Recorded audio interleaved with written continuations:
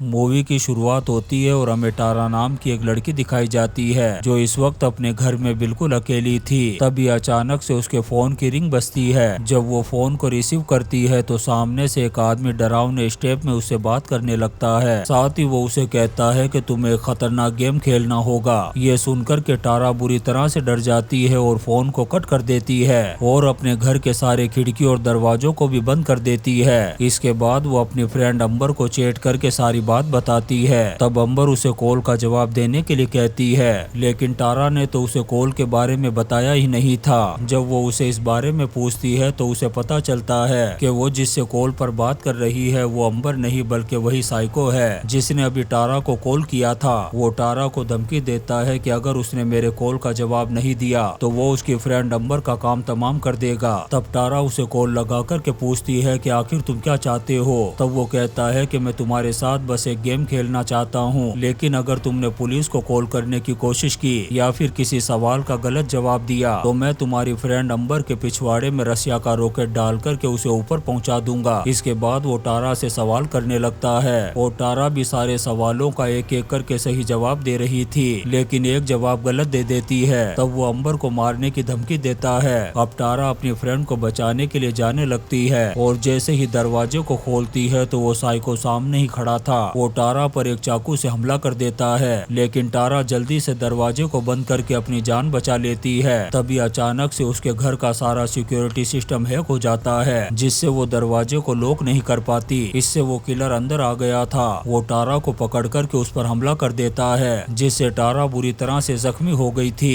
इसके बाद हमें कैलिफोर्निया का सीन दिखाया जाता है जहाँ पर टारा का फ्रेंड वेज उसकी बहन सैम को कॉल करके बताता है कि तुम्हारी बहन को बहुत ज्यादा सीरियस हालत में हॉस्पिटल लाया गया था जहां पर सर्जरी के जरिए से उसकी जान बचा ली गई है। ये सुनकर के सैम फौरन अपनी बहन के पास जाने के लिए निकल पड़ती है। उसके साथ उसका बॉयफ्रेंड रिची भी था। जब ये हॉस्पिटल पहुंचते हैं तो वहां पर टारा के फ्रेंड पहले से ही मौजूद थे और टारा को भी होश आ चुका था। इसके बाद हम वेज नाम के लड़के को देखते हैं जो टारा और उसकी फ्रेंड लिव के साथ काम किया करता था। दरअसल वेज लिव को बहुत ज्यादा पसंद किया करता था। वो यहाँ पर उसे अपने साथ चलने के लिए कहता है, लेकिन लिव का बॉयफ्रेंड चैट इस बात से बहुत ज्यादा गुस्सा हो जाता है और इन दोनों के बीच में बहस हो जाती है। इसके बाद जब वेज बाहर आता है तो एक घोस्ट मास्क वाला आदमी उस पर हमला कर देता है और बड़ी बेरहमी से मार करके उसे दूसरी दुनिया का मुसाफिर बना देता है। वहीं दूसरी तरफ हम सैम को देखते हैं जिसे आज भी उस किलर की झलकियां दिखाई दे रही थी जिसे सालों पहले उसने टाउन में देखा था। इसलिए वो नॉर्मल रहने के लिए दवाइयां ले रही थी, लेकिन अब धीरे धीरे दवाइयों का असर भी कम होता जा रहा था। तभी सैम के पास उसी किलर का कॉल आता है। तब हमें पता चलता है कि उस किलर ने जानबूझकर के सैम को टाउन में बुलाया था। दरअसल वो किलर सैम और उसके पूरे परिवार को नासा के रॉकेट में बिठाना चाहता था। तभी अचानक से वो घोस्ट मास्क वाला किलर आ जाता है और एक चाकू से सैम पर अटैक कर देता है, लेकिन सैम किसी तरह से अपनी जान बचा कर के बाहर आ गई थी। वो फौरन एक पुलिस ऑफिसर को उस किलर के बारे में बताती है। जब वो ऑफिसर चेक करने के लिए अंदर जाता है तो वहाँ पर उसे कोई भी नजर नहीं आता। यहाँ पर हमें पता चलता है कि सैम ने टाउन छोड़ने से पहले यहाँ के लोगों को बहुत ज्यादा परेशान किया था, इसलिए यहाँ के लोग उसे टाउन छोड़कर जाने के लिए कहते हैं। इसके बाद सैम टारा के पास जाकर के अकेले में बात करती है। तब हमें पता चलता है कि इनके डैडी ने बचपन में ही छोड़ कर के चले गए थे। यहाँ पर वो टारा को बताती है कि घर में मुझे मॉम की डायरी मिली थी। जब मैंने उसे पढ़ा तो मुझे पता चला कि वो हमारे असली डैड नहीं थे। इसके बाद जब मैं मॉम से लड़ने लगी तो हमारे डैड भी वहीं पर खड़े थे।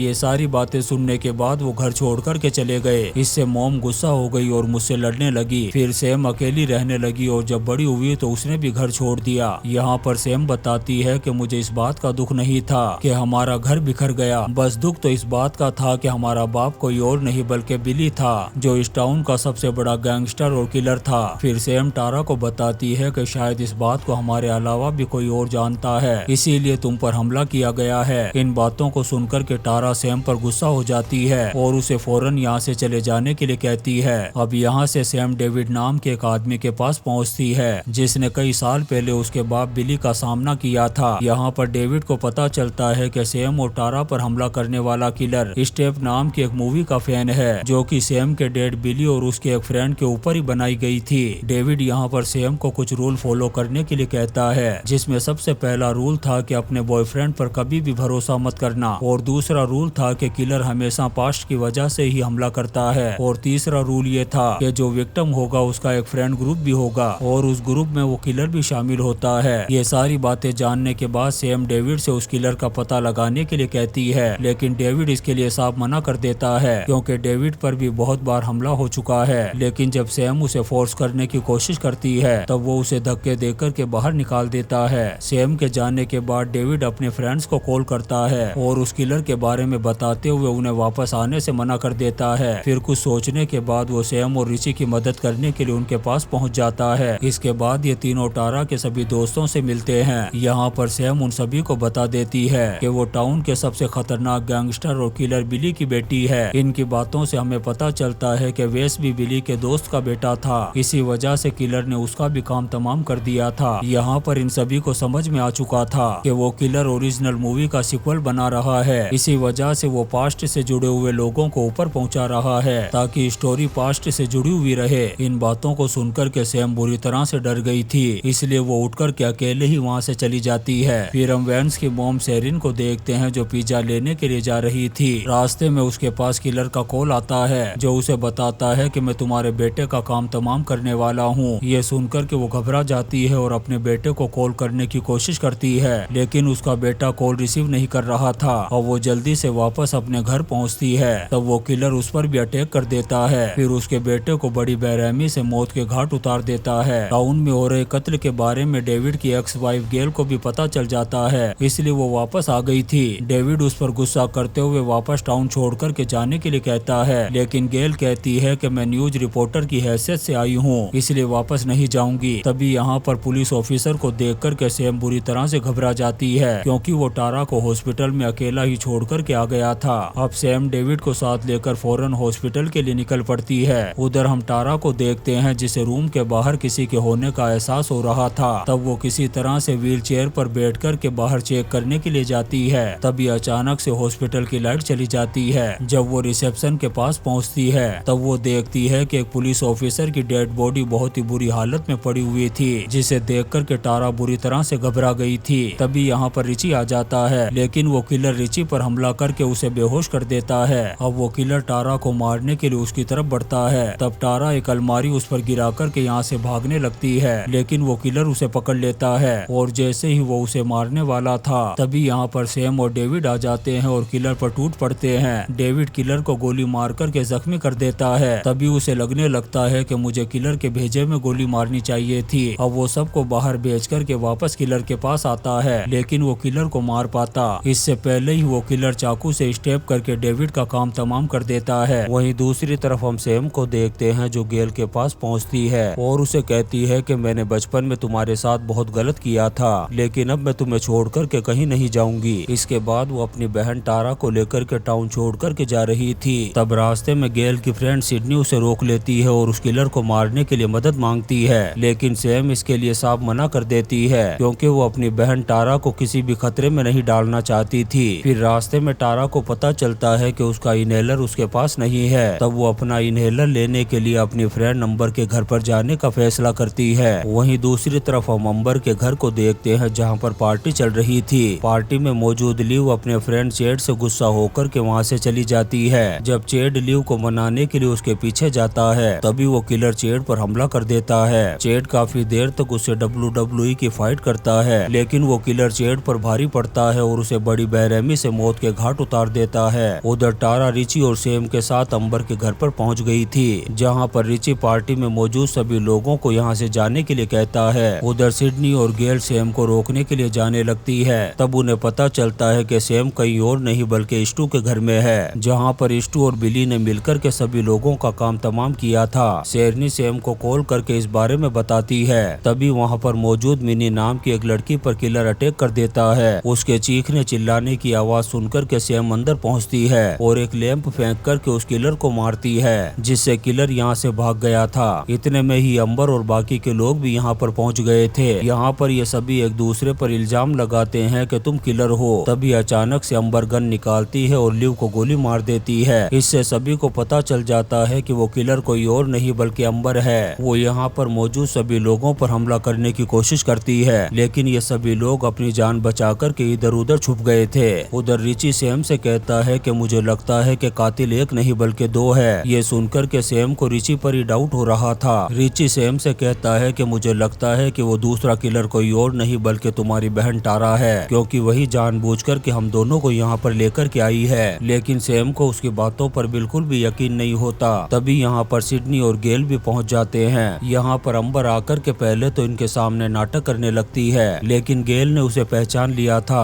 तभी अचानक से अंबर गन निकालती है और गेल को गोली मारकर के अंदर भाग जाती है। गेल बुरी तरह से जख्मी हो चुकी थी। वो अपनी फ्रेंड सिडनी से कहती है कि अंदर जाकर के उस किलर का काम तमाम कर दो। अब सिडनी अंदर जाकर के सभी को सामने आने के लिए कहती है, लेकिन कोई भी सामने नहीं आता। तभी अचानक से घोस्ट मास्क वाला वो किलर आता है और सिडनी पर अटैक कर देता है। यहाँ पर इन दोनों के बीच में जबरदस्त फाइट हो रही थी। तभी अचानक से सिडनी की गन दूर जाकर के गिर जाती है। इतने में ही सैम आ जाती है और उस गन को उठाकर के किलर को गोली मारने ही वाली थी। तभी रिची सैम पर हमला करके उसे पकड़ लेता है। फिर वो सैम को टारा का इनहेलर दिखाता है। इससे हमें पता चलता है कि उसने जानबूझकर के टारा का इनहेलर चुराया था ताकि सारे के सारे लोग इसी घर में जमा हो सके। यहाँ पर हमें पता चलता है कि वो दूसरा किलर कोई और नहीं बल्कि रिची खुद है। दरअसल वो स्टेप मूवी का सबसे बड़ा फैन था। उधर सैम और अंबर टारा को ढूंढने की कोशिश कर रहे थे। तभी अचानक से सैम अंबर पर अटैक कर देती है और इसका फायदा उठाकर के वो रिची के हाथ से गन छीनने की कोशिश करती है। यहाँ पर इन दोनों के बीच में कुश्ती शुरू हो गई थी। सैम रिची को नीचे गिराकर के टारा की तरफ भागती है। वहीं दूसरी तरफ अंबर टारा को जख्मी करके किचन में पहुंच गई थी। तभी सिडनी और गेल उसकी आंखों में सैनिटाइजर डाल करके उस पर हमला कर देते हैं, लेकिन अंबर इन दोनों पर भारी पड़ रही थी। वो गेल का गला दबा करके उसे जान से मारने की कोशिश करती है, लेकिन गेल उसे गोली मार देती है जिससे वो जलते हुए गैस पर जाकर के गिरती है। उधर रिची भी खून के निशान को फॉलो करते हुए सैम तक पहुंच गया था, लेकिन सैम उसे धक्का देकर के भागने की कोशिश करती है जिससे ये दोनों सीढ़ियों से लुढ़क कर के नीचे गिर गए थे। तभी सैम को अपने डेड बिली का विजन दिखाई देता है जो उसे रिची को मारने के लिए कह रहे थे। तब सैम अपने पास पड़े हुए चाकू को उठाती है और रिची का काम तमाम कर देती है। इतने में ही सिडनी और गेल भी यहाँ पर आ गए थे। तब सैम गेल से गन लेती है और रिची के भेजे में गोली मारती है ताकि पूरी तरह से इसकी जिंदगी का दी एंड हो जाए। तभी यहाँ पर अंबर गन लेकर के आ जाती है जो आधी जली हुई थी। वो इन लोगों को गोली मारती इससे पहले ही टारा उसे गोली मार कर के मौत के घाट उतार देती है। फिर आखिरी सीन में सैम सभी को अलविदा कहती है और टारा को अपने साथ लेकर के यहाँ से चली जाती है और इसी सीन के साथ ये शानदार मूवी स्क्रीम खत्म हो जाती है। दोस्तों, हम आपके लिए ऐसी ही इंटरेस्टिंग मूवीज एक्सप्लेन करते रहेंगे, तो आप चैनल को सब्सक्राइब जरूर करें और लाइक और कमेंट्स भी करें। Thank you.